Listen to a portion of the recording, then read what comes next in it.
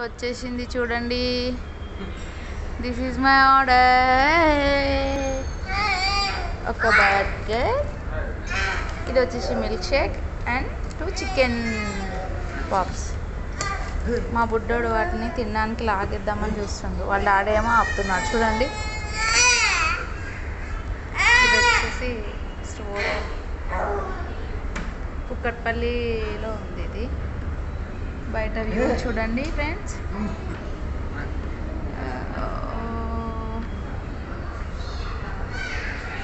Gin, ఎక్కడికి వచ్చాం మనం? ఎక్కడికి వచ్చాం? మెక్డోనల్డ్స్కి వచ్చాం. అంత ఖాళీగా ఉంది.